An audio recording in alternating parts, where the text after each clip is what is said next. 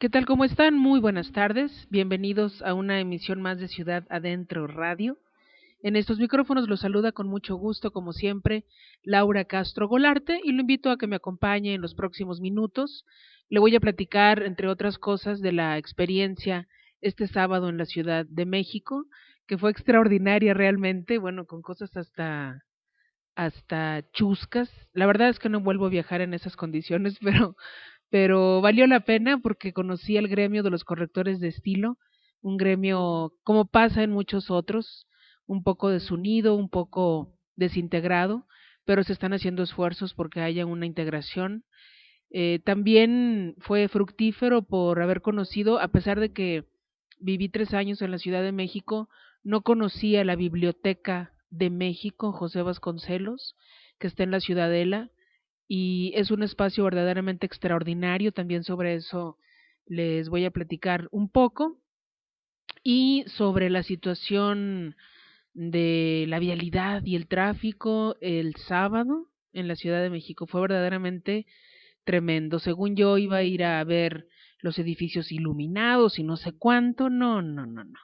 Caminé y caminé y caminé y caminé y no había un taxi para llegar al Zócalo y no lo iba a encontrar nunca jamás porque cerraron el primer cuadro de la ciudad y eran verdaderos ríos de gente los que estaban, los que se podían apreciar allí en la Ciudad de México. Pero bueno, me voy a ir por partes.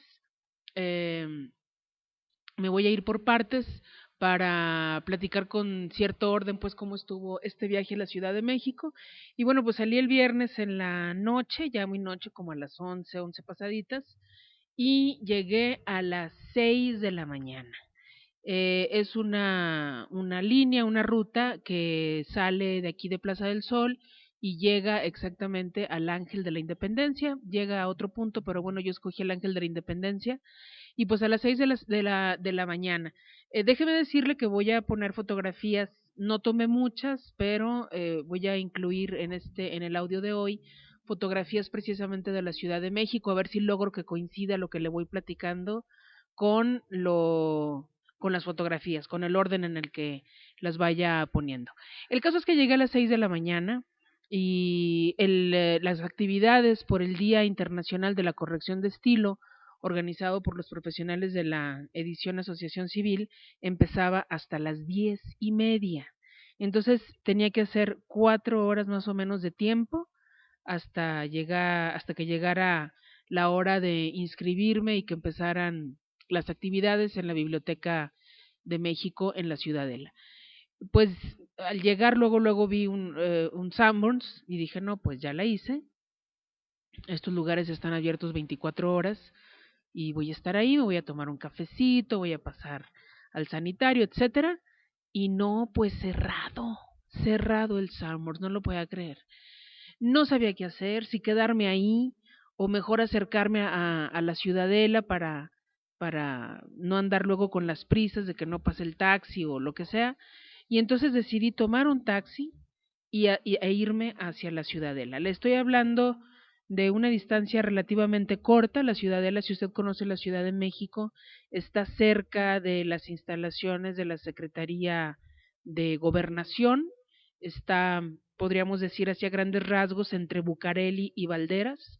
Y son dos parques muy amplios, dos jardines, que además tienen mucha vida, de eso también ya le voy a platicar después.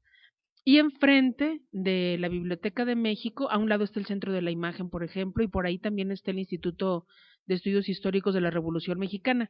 Pero enfrente de la biblioteca está el Mercado de Artesanías de la Ciudadela, que tiene artesanías absolutamente de todo el mundo. En esta ocasión, de todo el mundo, de todo México. En esta ocasión no tuve oportunidad de llegar porque las actividades fueron constantes en este Día Internacional de la Corrección de Estilo, pero habrá oportunidad. Y además se lo comparto para que sepa qué es lo que hay en esa zona. Pues llegué finalmente como a las 7 de la mañana, casi a las 7 de la mañana, a las inmediaciones de la biblioteca y me voy a una tienda de conveniencia que estaba en la esquina, cerrada también. Bueno, se me hizo raro, porque además son espacios que anuncian que están abiertos las 24 horas. El caso es que ya finalmente abrieron, me tomé mi cafecito y a hacer tiempo para que empezara la actividad de profesionales de la edición. Por fortuna, la Biblioteca de México la abren a las 8:30 de la mañana, muy temprano. Entonces ya pude pasar, no cobran el ingreso, está abierto a todo el público, tienen unos baños impecables, limpios, espaciosos, y tienen varias salas con mesas para que la gente ahí pues esté con su computadora, pueden llevar su comida y estar ahí un cafecito, pueden platicar, se dan clases de ajedrez en estos espacios tan amplios, ahí usted lo va a ver en las fotografías, y tienen un acervo buenísimo. Le voy a compartir también en un momento más la liga de la Biblioteca de México, tanto si es investigador como si es simplemente lector o le gusta ir a las bibliotecas, este es un espacio ideal. Tengo que ir a la Biblioteca Pública del Estado para hacer el comparativo, pero por lo pronto la Biblioteca de México, José Vasconcelos, me encantó, me fascinó como espacio y también me gustó muchísimo cómo usa este espacio la gente. Familias enteras ya en la tarde, el sábado en la tarde, estaban ahí pidiendo libros, leyendo, comentando. Es un espacio vivo, dinámico, no es un lugar en el que todo el mundo se esté callado, hay una gran accesibilidad y bueno, pues le permiten a uno pasar a los diferentes espacios, tienen sus protocolos, por ejemplo, para prestarle a uno la computadora, que tienen ahí varias y buenas, modernas, deja uno su credencial de lector y puede estarse ahí todo el tiempo que quiera. En la mañana, obviamente, pues había de sobra, ¿no? Pero ya en la tarde estaban los espacios agotados, no sé si a esas horas pongan algún límite, pero fue extraordinario ver cómo se usa este espacio, se usa. Era un hervidero de gente y eso siempre da muchísimo gusto. Niños, señoras, señores, adultos mayores, de todos los jóvenes, por supuesto. Entonces, esta parte de la Biblioteca de México me encantó y me voy a concentrar en esta parte antes de llegar a lo de los profesionales de la edición, tiene 5 colecciones particulares que fueron donadas por personajes que nomás los mencione, usted los va a identificar. Está la biblioteca personal de José Luis Martínez, originario de Jalisco, de Atoyac para mayores señas. Usted recordará la librería del Fondo de Cultura Económica que está aquí en Guadalajara, en la avenida Chapultepec. La librería se conoce como La José Luisa, en honor a don José Luis Martínez, quien fue pues un estudioso de las letras mexicanas. Él reconoció que no tenía talento para escribir, pero sí para saber qué era literatura y para analizarla.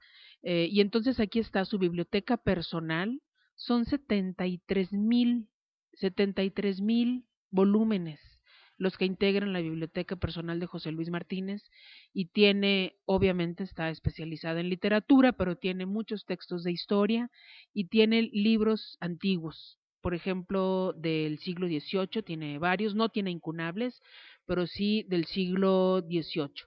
Y en este momento en lo que están trabajando ya en la Biblioteca de México es en la digitalización de los libros que son de 1920 hacia atrás, de este acervo de don José Luis Martínez, para que ya digitalizado pues esté accesible para todos los públicos. Este es uno de los acervos que están en la Biblioteca de México, el de José Luis Martínez. Otro espacio, estos espacios tuvimos oportunidad de conocerlos también porque en algún momento de hecho estaba incluido en las actividades por el Día Internacional de la Corrección de Estilo, estaba incluido un recorrido precisamente por estas 5 bibliotecas, y déjeme decirle que nada más alcanzamos a hacer el recorrido por 4, así que hay que volver definitivamente para hacer el recorrido por la biblioteca personal que nos faltó, que en un momento más le voy a decir cuál era. Entonces, la biblioteca José Luis Martínez. Entramos también a la biblioteca Antonio Castro de Antonio Castro Leal, que donó la Biblioteca de México, un espacio extraordinario que además incluye, y así en cada una de estas bibliotecas personales hay obras, distintas obras de arte o elementos decorativos que hacen el espacio sumamente atractivo. En el caso de la biblioteca de José Luis Martínez, por ejemplo, hay en el techo una especie de plafón que son unos avioncitos que están en forma de caracol. Los aviones tienen diferentes frases relacionadas con el hábito de la lectura y todos los avioncitos, que serán, pues, ¿qué será? Como de unos 40 centímetros de largo, los va a ver ahí en las fotografías, están colgando de los aviones un paquetito de libros. Más o menos esa es la decoración. En la biblioteca José Luis Martínez, en la biblioteca Antonio Castro Leal, hay unas esculturas, que en un momento más le digo de quién es quién es la autora de estas esculturas, y está también dispuesta de una manera sumamente atractiva, muy cuidada, bueno, ya habrá oportunidad de platicar, yo espero, con la maestra Helen Ladrón de Guevara sobre estos espacios. Yo estoy segura que ella los conoce y nos podrá platicar, pero tienen todo controlado, la temperatura, la iluminación, están sumamente cuidadas y muy bien dispuestas, y se ve como los mismos trabajadores de la Biblioteca de México, que son bibliotecarios, aman estos espacios. Entonces, después nos fuimos a la biblioteca de Jaime García Terrés, que, bueno, antes déjeme decirle que en el caso de la biblioteca de Antonio Castro Leal hay 8,000 volúmenes de obras sobre Francia y una amplia colección en lengua inglesa. Y también, curiosamente, Antonio Castro Leal, bueno, todos tenían un espacio, un apartado para historia de México, historia en general, porque pues fundamentalmente estaban enfocados en literatura, pero no dejaban de lado la historia. En, eh, no, los 8,000 volúmenes que le decía nada más son de obras sobre Francia y una amplia colección en lengua inglesa. Pero la biblioteca en general de Antonio Castro Leal está integrada por más de 50,000 materiales, cerca de 40,000 volúmenes y un fondo con aproximadamente 10,000 documentos entre revistas, folletos, boletines, periódicos y mapas que reunió a lo largo de su vida el abogado y académico mexicano Antonio Castro Leal, quien vivió de 1896 a 1981, un verdadero festín para los investigadores. Aparte, en la biblioteca hay un fondo especial al que solo pueden acceder investigadores, pero con la debida carta al cubrir pues los diferentes requisitos se puede tener acceso. Bueno, después de la biblioteca de Antonio Castro Leal pasamos a la biblioteca de Jaime García Terrés. Esta está integrada por 19,255 volúmenes, 1,098 publicaciones periódicas, además del archivo personal de quien fuera poeta, ensayista, traductor y diplomático. El guía que nos llevó a estos espacios nos decía que Jaime García Terrés pues provenía de una familia de abundantes recursos económicos, y bueno, pues tuvo oportunidad de conocer a muchas personas y personajes y prepararse, ¿no? Dedicarse a la academia y a la cultura. En esta biblioteca, entre las principales temáticas de la colección destacan literatura mexicana, literatura española, iberoamericana, francesa, inglesa, alemana, italiana, portuguesa, rusa, asiática, africana, checoslovaca y húngara. Son las que destacan, nada más. Y también contiene diccionarios especializados, revistas literarias y una rica correspondencia con personalidades como Max Aub, Mario Benedetti, Jorge Luis Borges, Luis Buñuel, Alejo Carpentier, Henry Kissinger y Diego Rivera, entre muchos más. Verdadero privilegio. Muy bien, después de la biblioteca de Jaime García Terret nos pasamos a la biblioteca de Alí Chumacero. Seguramente alguien lo tendrá en la memoria, él falleció hace poco relativamente, en 2010, un poeta originario de Nayarit, también corrector de estilo, por cierto, muy amigo de José Luis Martínez. Y bueno, esta biblioteca de Alí Chumacero en la Biblioteca de México está integrada por aproximadamente 46,000 volúmenes que incluyen también libros, folletos y publicaciones periódicas. Usted estará viendo ahí las fotografías a través de de este video audio que le voy a compartir a través de YouTube. Sobresalen entre las principales temáticas de la colección de Lichu Macero, culturas de la antigüedad, literatura, historia, antropología, filosofía, psicoanálisis, arte, ciencias sociales y espiritismo. También, como todas, un festín para los investigadores. Y hasta aquí alcanzamos a hacer el recorrido porque ya teníamos que regresar a las actividades en el auditorio y nos faltó una biblioteca y bueno, así como para darse de topes, pero también es una oportunidad para regresar. Nos faltó la biblioteca personal, nada menos y nada más que de Carlos Monsiváis. Esta biblioteca en un principio se estimó en 24,000 volúmenes de libros y folletos en distintos formatos, pero al parecer son más. No, está compuesta por literatura, principalmente cuento, teatro, novela y poesía, pero tiene muchísimos otros volúmenes, títulos y temas, ¿verdad? Que hay que ir a ver para saber de qué se dispone. El catálogo general de la biblioteca y también el catálogo de las bibliotecas personales se puede consultar en internet. La página es www.bibliotecademexico.gov.mx. Es amigable el sitio. Ahí va a encontrar, por ejemplo, los servicios, consulta y referencia, préstamo interno, servicio a los niños. Hablando de niños, al ingresar a la biblioteca, que además es un edificio extraordinario, ese edificio era un estanco de tabaco, también por ahí va a ver las fotografías con las fechas y demás. Estuvo preso ahí José María Morelos y Pavón, estuvo alrededor de un mes preso, de ahí fue llevado a Ecatepec, en donde fue fusilado, y en la Ciudadela hubo hechos violentos ya acá en los tiempos de la Revolución, ahí fue asesinado Gustavo A. Madero. Entonces es un espacio histórico por donde se le vea y el edificio pues está con algunas intervenciones modernas, pero digo, no soy conocedora, pero en lo personal me parece que están hechas de una forma muy inteligente que no afecta a los espacios antiguos. Por ejemplo, las paredes están pintadas con óxido y baba de nopal y es un color precioso. Me imagino que estará de acuerdo conmigo en cuanto vea las fotografías y tiene algunas intervenciones, como le decía, por ejemplo, en la sala principal hay unas estructuras de acero como unas vigas, hay esculturas modernas y hay otra serie de intervenciones que me parece que van bien con la biblioteca. Y el edificio, le reitero, es extraordinario. Es biblioteca desde que José Vasconcelos la inauguró, por eso se llama así, Biblioteca de México José Vasconcelos.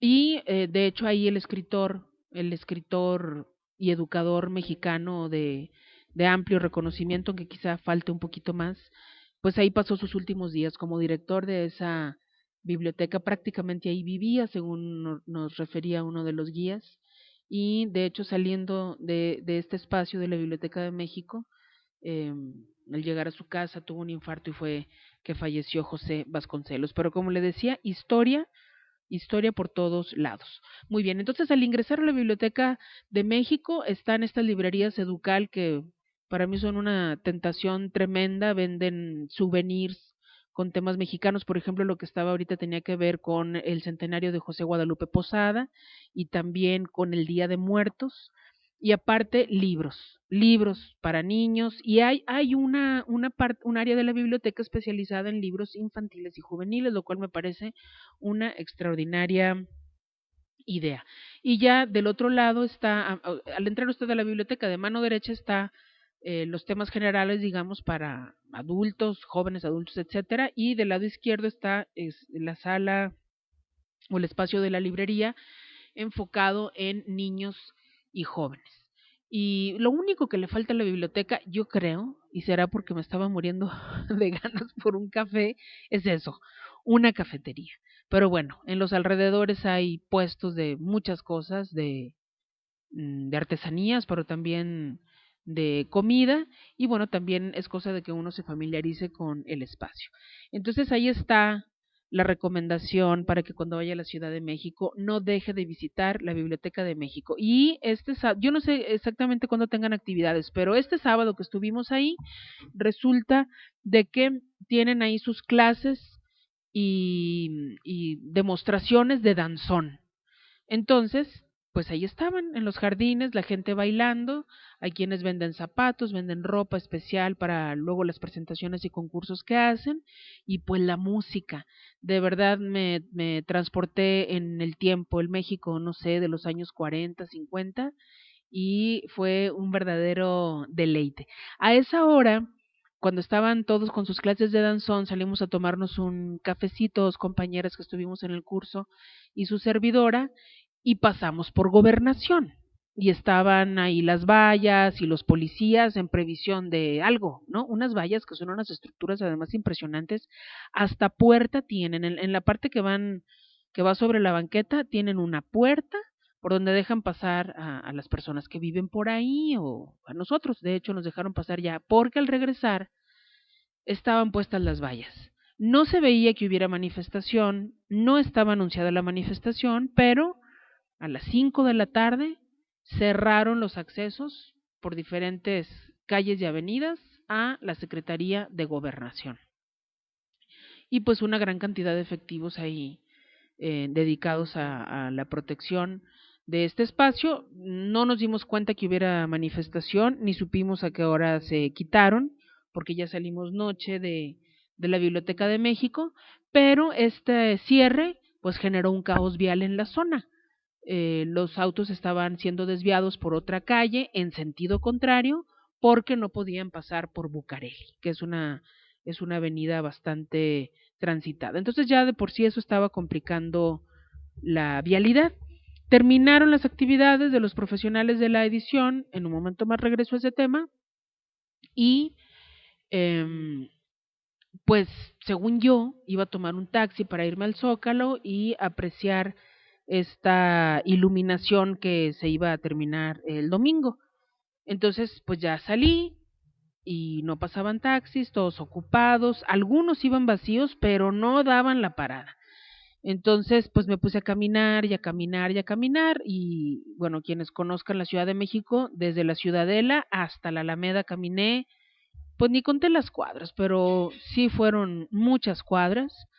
Y entonces cuando llego a la Alameda me doy cuenta de que estaba cerrado el primer cuadro de la ciudad, y si yo quería llegar al Zócalo todavía me faltaban como unas 10 o 15 cuadras y para de ida y de regreso pues otra vez, y quién sabe si yo podía conseguir un taxi. Eran verdaderos ríos de gente. La gente pues tomó la ciudad, los peatones tomaron la ciudad, caminaban por las avenidas, por la Alameda, ahí por el hemiciclo a Juárez, pero estaba cerrado esto al tráfico vehicular. Excuso decirles el caos. Excuso decirles el caos. Era verdaderamente tremendo y yo no conseguía taxi y me empezó a entrar un poco de pánico. Entonces, rápidamente me salí de esa zona, llegué hasta ahí por donde está la Secretaría de Hacienda, por Reforma, y la otra avenida no me acuerdo cómo se llama, pero ya dije, aquí me quedo a esperar un taxi, y finalmente ya pasó el taxi y ya pude llegar al lugar de donde iba a salir el autobús de regreso a la ciudad de Guadalajara. Le digo que nunca vuelvo a hacer un viaje en estas condiciones porque sí estuvo muy matado, salir un día antes en la noche, llegar a las 6 de la mañana y ese mismo día a las 11 de la noche de regreso. Estuvo muy pesado, he estado prácticamente en calidad de bulto, durmiendo y tratando de recuperarme, pero valió la pena, siempre vale la pena porque es interesante conocer a otras personas, conocer a otros gremios, en este caso el de la corrección de estilo, y las diferentes actividades, también en este caso en la Ciudad de México, pero a donde sea que uno vaya. Muy bien, entonces me voy a me voy a regresar a la parte de las actividades de los profesionales de la edición, en donde se abordaron, entre otras cosas, un tema que condujeron la directora Ana Lilia y Ay Dios, me van a fallar aquí los nombres, Ana Lilia y Raúl Ávila, si mal no recuerdo, sobre la soberanía idiomática. Hay intelectuales y escritores que están muy preocupados por este asunto, tratando de independizarse de las reglas y las indicaciones de la Real Academia Española. Y bueno, hay quienes proponen que hay, así como en España hicieron un Instituto Cervantes para la promoción del castellano en el mundo, pues están pensando en que también haya un Instituto Borges, por ejemplo, en Argentina, o un Instituto Octavio Paz o Sor Juana, porque en eso tampoco se han puesto de acuerdo para México. Y así, institutos por cada uno de los países de habla hispana, de manera que sean los que impongan las reglas, los que se pongan de acuerdo sobre diferentes asuntos y promuevan el español que se habla en México, el español que se habla en Argentina, etcétera. Hay una tendencia a la homologación o a la neutralización del español para evitar los regionalismos en la medida de lo posible y utilizar palabras que tengan el mismo significado y que todos los entendamos en el mundo de habla hispana. Es un asunto que está a discusión, que es polémico. Le voy a compartir también un manifiesto de los académicos en Argentina, precisamente, en donde se habla de la soberanía idiomática. Ellos están por una soberanía idiomática y en las actividades de los profesionales de la edición se plantea también pues como para reflexionar en torno a esto y ver qué se va a hacer. Y quiénes toman decisiones, ¿no? Porque digo, en México tendría que ser la Academia Mexicana de la Lengua, que está adscrita a la Real Academia Española. A mí si me preguntan, en lo personal creo que, eh, digo, no me molesta que la Real Academia Española sea la que ponga las reglas, porque además está trabajando en una serie de diccionarios en donde incluye los regionalismos. Y a mí me parece que eso enriquece nuestro idioma. Raúl Ávila, quien participó en esta primera mesa, no está de acuerdo en que haya mexicanismos hasta que no haya un diccionario de españolismos. En lo personal, le reitero, no estoy de acuerdo. Me parece que cada, cada país americano de habla hispana hemos hecho nuestras aportaciones, palabras incluso que se usan en España, y que no es un tema pues para desgarrarse las vestiduras, pero igual no estamos en la toma de decisiones, ¿verdad? Bueno, pues este fue uno de los temas que se abordaron muy interesante, le reitero, le voy a compartir la liga en un momentito más. Y luego fue que hicimos el recorrido por las bibliotecas personales, no alcanzamos a llegar a la de Carlos Monsiváis, por supuesto que hay que regresar, y después vinieron las clínicas.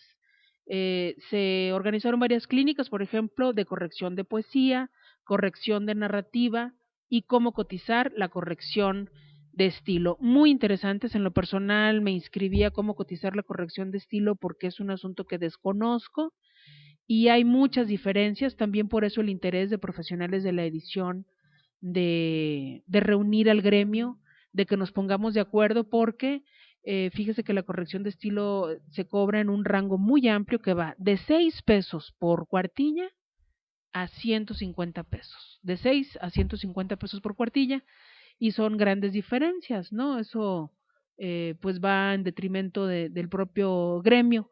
Entonces se está tratando de hacer esta integración, va a haber una actividad en la Feria Internacional del Libro, jornadas de la corrección de estilo, lo cual me encanta, y luego se está convocando a un concilio de correctores de estilo para el año entrante en la Ciudad de México, y luego en el 2015, si mal no recuerdo, no, en el 2000, en el mismo 2014 va a haber un congreso internacional en España. Entonces ahí las cosas se están moviendo y está muy, muy interesante. También aprendí la diferencia, por ejemplo, entre página y cuartilla. Cuartilla es el equivalente a una hoja tamaño carta, que antes se medían golpes y líneas en las máquinas de escribir, ahora pues tiene otras medidas por los márgenes, pero una cuartilla es una hoja tamaño carta de las que revisamos en pantalla y es el original, la revisión o la corrección del original. Y las páginas pues pueden ser ya de las pruebas de imprenta y pueden ser páginas, pues usted sabe que hay libros de bolsillo muy pequeños, hay libros de gran formato, que las páginas miden hasta oficio y medio o son horizontales y muy largas, en fin, hay una gran o de los libros miniatura que miden apenas 5 centímetros o 4 centímetros. En fin, las páginas tienen diferentes tamaños y esa es una gran diferencia que en lo personal yo desconocía y otras cosas que nos compartieron por ahí. Ya en la tarde participaron en una mesa y me voy a tener que levantar tantito, pero no voy a tardar nada para traer mis apuntes para ahora dar los nombres como los tengo que dar.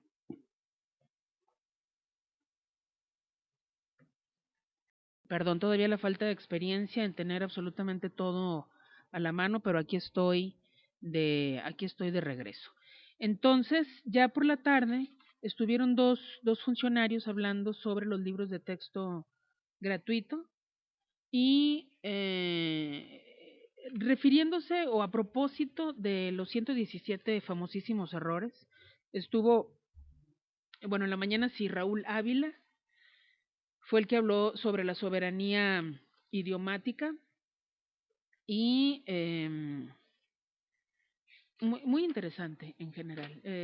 Pues puras cosas puras cosas para aprender. Aquí voy, estoy dándole la vuelta a mi cuaderno de apuntes, aquí está.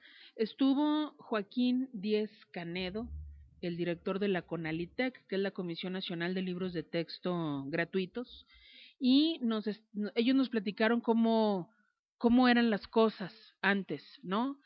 Bueno, había personajes de la talla de Martín Luis Guzmán al frente, y en la misma comisión se contrataba a los escritores para que se encargaran de algunos de los textos.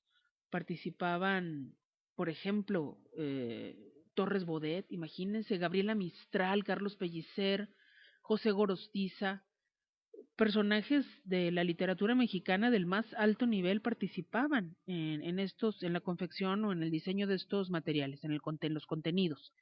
Ahora la Conalitec simplemente recibe los contenidos en PDF y los publica, los imprime. Ya no tiene nada que ver con el contenido. Entonces, en ese sentido, Joaquín Díez Canedo decía, nosotros no tuvimos que ver con esos 17 errores. Está organizado de una manera muy compleja ahora, cuando pues tendría que ser más como era antes, ¿no? Y que se garantizaba la calidad y participaban precisamente correctores de estilo. Arnulfo de Santiago también participó en esta mesa para hablar sobre los libros de texto y también se dejaron pues varias preguntas sobre la mesa, sobre su importancia o el papel que han jugado en la educación de generaciones y generaciones de mexicanos, algunos cambios que se hicieron en los contenidos como objeto pedagógico, y, y pues hasta ahí quedó. Quedaron las actividades de esta reunión con los profesionales de estilo, con los profesionales de la edición a propósito del Día Internacional de los Correctores de Estilo allá en la Ciudad de México, y le debía el nombre de la escultora de las piezas que están en la biblioteca de Antonio Castro Leal. Se trata de Alejandra Cermeño. Y la escultura roja que usted va a ver ahí se titula La Observación, de Alejandra Cermeño. Esta se encuentra, le reitero, en la biblioteca personal de Antonio Castro Leal, que se encuentra en la Biblioteca de México. Pues eso es lo que quería platicar con usted en esta ocasión. Espero que le hayan parecido los temas interesantes y le reitero que estoy haciendo pruebas para que la transmisión sea en vivo, para poder tener aquí el equipo necesario y tener también la participación de los colaboradores. Pronto vamos a saber eso, pero voy a tratar en la medida de lo posible de aquí a entonces de tener este espacio a través de YouTube. Ya me dijeron también cómo le haga, gracias a Pedrito, que cómo le haga para no tener que poner tantas fotografías y que el video se haga entonces muy pesado y se dificulte el subirlo a YouTube. Y un agradecimiento a Jonathan Ávila. eh, Estaré en Radio Centinela el día de hoy. No sé si este audio que estoy grabando salga antes o después, pero lo voy a hacer, lo estoy haciendo antes de estar en Radio Centinela, pero no sé si lo suba después. Pero un agradecimiento desde ya a Radio Centinela por esta entrevista, específicamente a Jonathan Ávila. Y bueno, pues ya nos despedimos. Laura Castro Golarte en estos micrófonos, ya sabe, cuídese siempre mucho.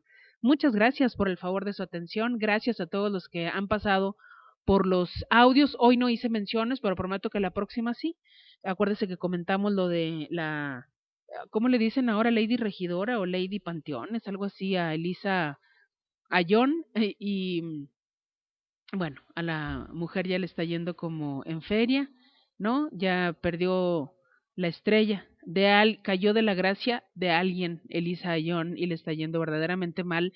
Otro tema para comentar, pues es el del auditor que se publica hoy en el Informador, pero lo vamos a dejar para otra emisión y concentrarnos ahora en estos temas culturales. Ahora sí, en estos micrófonos se despide Laura Castro Golarte y hasta la próxima.